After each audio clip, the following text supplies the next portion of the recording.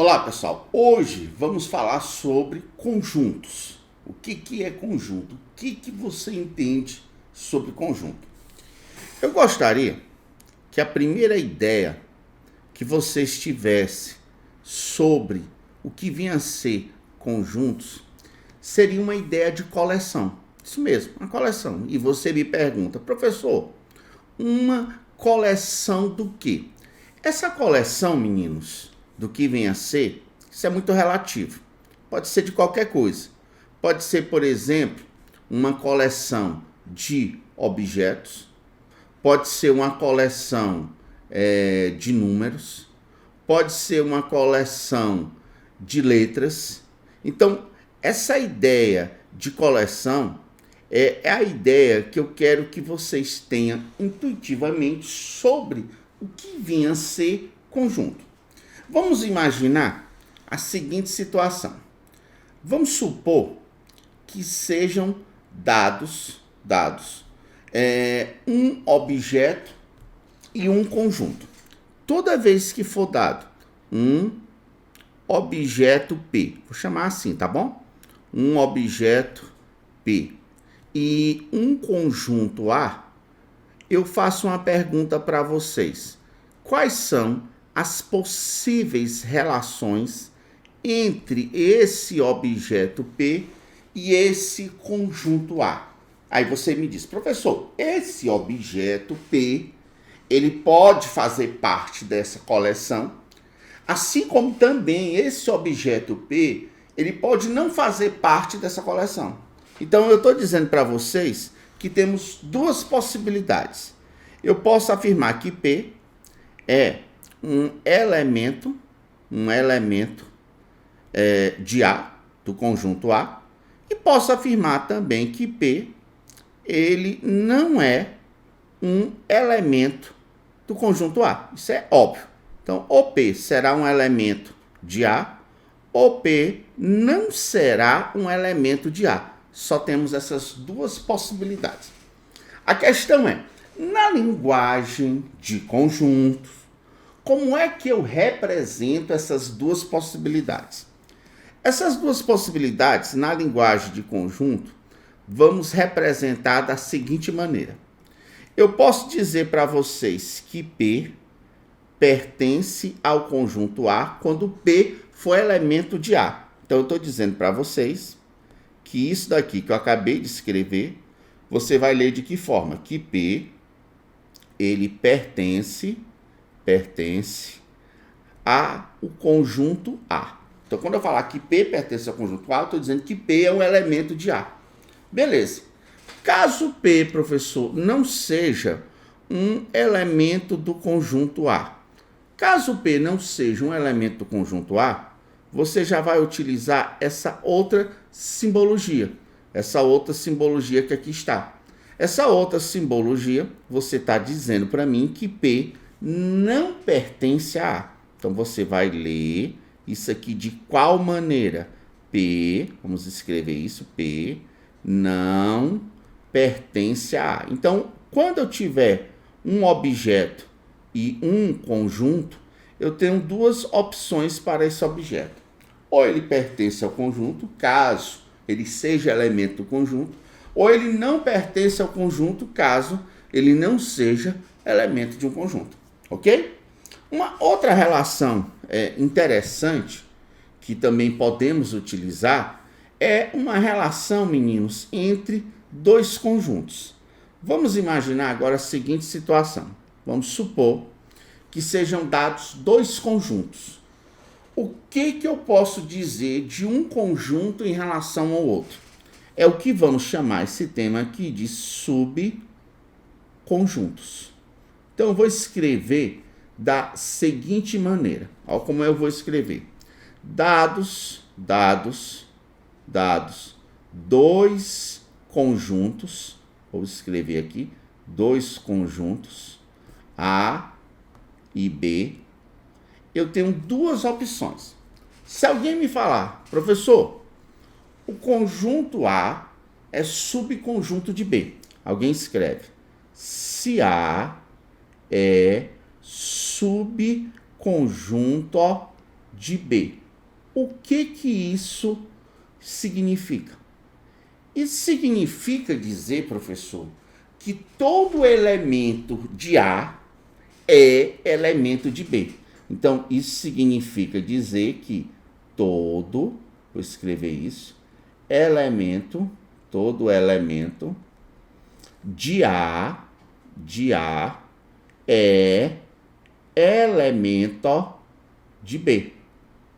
Então, toda vez que todo elemento de um conjunto for elemento do outro, eu digo que o primeiro é um subconjunto do segundo. Professor, não compreendi bem essa ideia. Imagine a seguinte situação. Eu coloco aqui no quadro o seguinte exemplo. Eu digo que o conjunto A ele é constituído dos elementos 3 e 4. E que o conjunto B ele é constituído dos elementos 1, 2, 3 e 4. O que é que eu gostaria que vocês percebessem? Eu gostaria que vocês percebessem que o 3, que é elemento de A, o mesmo 3 também é elemento de B. Que o 4, que é elemento de A, o mesmo 4 também é elemento de B. Então, eu cheguei à conclusão que todo elemento de A é elemento de B. Então, eu posso afirmar que A é um subconjunto de B. Eu represento isso por essa simbologia que está aqui, A, subconjunto de B. Só que essa simbologia que eu acabei de escrever, quando ela aparecer, vocês vão ler assim, que A, ele está contido em B. Então, quando eu afirmar que um conjunto está contido em outro, eu quero dizer que todo elemento do primeiro é elemento do segundo. Eu quero dizer que o primeiro é um subconjunto do segundo. É como se na forma de diagrama eu utilizasse a seguinte representação. Se esse primeiro diagrama que eu estou colocando aqui representa o conjunto A, esse segundo diagrama que eu estou colocando aqui, meninos, representa o conjunto B. Você percebe que o A está dentro do B, que A é o subconjunto do B, que A está contido em B. Então, todas essas frases, elas carregam o mesmo significado, que todo elemento de A é elemento de B, ok? Eu vou fazer uma observação para vocês. A observação que eu gostaria que vocês ficassem atentos a essa observação é a seguinte. Eu vou começar a fazer essa observação fazendo uma pergunta, que essa pergunta leve vocês a terem uma reflexão. A pergunta é a seguinte. Vamos supor que sejam dados dois conjuntos, uma hipótese. São dados dois conjuntos. Um é o conjunto A e o outro é o conjunto B. Tá aí. Agora vem a pergunta que eu quero que vocês reflitam. É possível o conjunto A pertencer a B? Ou seja, é possível o conjunto A ser um elemento de B, já que ele é conjunto? O que é que vocês acham? Será que isso é possível? Quem respondeu que é possível, acertou, está de parabéns. Como assim, professor? Como é que isso é possível? Pessoal, vamos supor que meu conjunto A seja o conjunto constituído dos elementos 3 e 4. Então, quais são os elementos de A? Um é o 3 e outro o 4. Então, quem é o conjunto A? O conjunto A, ele é um conjunto binário formado por dois elementos. Um, o 3 e o outro, o 4. Beleza. Vamos admitir que meu conjunto B seja constituído dos seguintes elementos. Preste bem atenção quais são os elementos que são elementos de B. Um é o 1, tá aí, o 1 é elemento de B. Outro elemento que B tem é o 2. Então, professor, o 2 é outro elemento de B. E o outro elemento de B é o conjunto binário formado dos elementos 3 e 4. Pessoal, cuidado com isso. Eu não estou dizendo que 3 e 4 são elementos de B, eu não disse isso. Eu disse que o conjunto binário formado pelos elementos 3 e 4, esse conjunto é um elemento de B. Então, por exemplo, se eu fosse fazer a listagem dos elementos de B, vou fazer até melhor, eu vou circular cada elemento de B. Vamos circular, vamos destacar. Um dos elementos é o 1, está aí. O outro elemento de B é o 2, está aí. E o outro elemento de B, meninos, é o conjunto binário formado pelos elementos 3 e 4. Então, se alguém me perguntasse, professor, quantos elementos tem B? Eu ia responder, 3 elementos. Professor, quais são os 3 elementos de B? O 1, o 2 e o conjunto binário formado pelos elementos 3 e 4. Só que quem é esse conjunto binário formado pelos elementos 3 e 4? Aí o aluno me responde, professor, esse conjunto binário é o A. Então vou até botar de vermelho. Esse conjunto binário aí, professor, que é elemento de B, é o conjunto A. Isso comprova que realmente um conjunto, ele pode ser elemento de outro conjunto. Por exemplo, se alguém me perguntasse, será que é possível? Olha bem, alguém me fizesse a seguinte pergunta.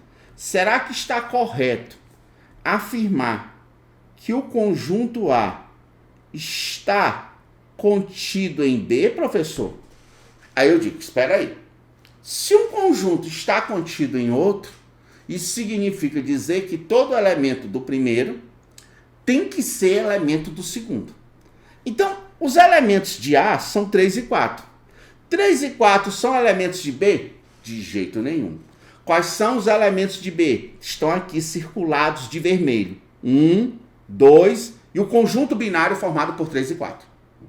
Então, espera aí, professor. Então, se está errado falar que A está contido em B, o que está correto afirmar? Está correto afirmar que o A não está contido em B. O A não está contido. Porque se o A tivesse contido, os elementos 3 e 4, que são elementos de A, teriam que ser elementos de B. Professor, então, se eu não posso afirmar que o A está contido, eu posso dizer que o A, nesse caso, ele pertence ao conjunto B. Então, espera aí. Se ele pertence ao conjunto B, ele tem que ser um dos elementos de B. Ele tem que ser um dos elementos que eu circulei. E eu circulei realmente o conjunto binário 3 e 4. Então, pessoal, o que está correto dizer é que o A pertence a A. Evidentemente, também está correto dizer que o A não está contido, porque ele não está contido. Então, espero que isso tenha sido claro para vocês. Aliás, antes de finalizarmos essa nossa aula, vamos passar um exemplo sobre isso. Vamos ver como é que vocês se saem diante de uma situação como essa. Então, vamos imaginar o seguinte. Eu vou apagar essa nossa primeira parte aqui. E eu vou colocar aqui um exemplo relacionado a isso. Vou e colo esse exemplo aqui. Vamos tentar resolver esse nosso exemplo que eu acabei de colar aqui para vocês? Vamos lá. Dado o conjunto A, que é formado pelos elementos 1, 2, 3 e o conjunto binário 3 e 4. Ei, se eu perguntasse a vocês quais são os elementos de A, vamos circular para mim os elementos de A?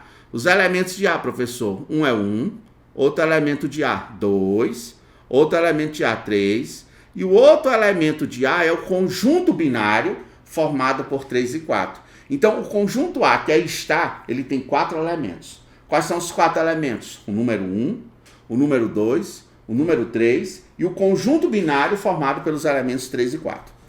Classifique em verdadeiro ou falso cada uma das proposições. Vamos fazer isso. Letra A. A possui 4 elementos? Verdade. Quais são os 4 elementos de A, professor? Você acabou de falar o 1, o 2, o 3 e o conjunto binário formado por 3 e 4. Vamos ver a letra B. O 1 é elemento de A? Vamos ver. O 1 aparece na listagem de A. Então, 1 é elemento de A. e 2 é elemento de A. O 2 também é elemento do A. Então, como tanto um é elemento do A, como o 2 também é elemento do A, essa afirmação também está verdadeira. Letra C. O conjunto formado pelos elementos 1 e 2 está contido em A? Me diz, quando é que um conjunto está contido em outro? Quando todo elemento dele é elemento do outro. O elemento desse conjunto que aqui está são o 1 e o 2. O 1 é elemento de A? É. O 2 é? É. Então, como todo elemento dele é elemento do A, eu posso afirmar que ele está contido? Com certeza. Então, o item C também é verdadeiro. Item D. O conjunto formado pelos elementos 3 e 4 está contido em A? Quando é que um conjunto está contido em outro? Quando todo elemento dele for elemento do outro. Os elementos desse primeiro conjunto são 3 e 4. E 3 e 4 não faz parte dos elementos de A. Porque os elementos de A, professor, são o 1, o 2, o 3 e o conjunto binário 3 e 4. É o aluno, professor, mas o 3 está. Eu digo, tudo bem. O 3 é elemento de A, mas o 4 é? Professor, o 4 não é. Então, para um conjunto estar contido em outro, todo elemento dele tem que ser elemento do outro. E eu percebo que existe um dos elementos que não é, que é o 4. Então, essa afirmação, ela está falsa. Item E.